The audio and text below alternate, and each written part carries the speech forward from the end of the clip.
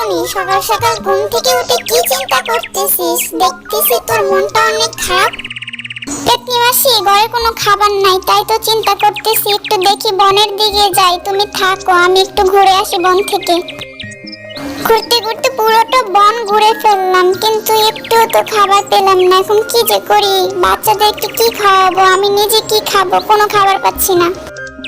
I ছোট্ট টুনি, শোন, আমি তোর কথা সব শুনে ফেলেছি। তো উত্তরের জঙ্গলের দিকে যা, অনেক খাবার পাবি। তোর ছানাগুলোকে নিয়ে পেট ভরে খাবার খেতে পারবি। এখন যা, তো দেখি জলদি করে খাবার নিয়ে আয়।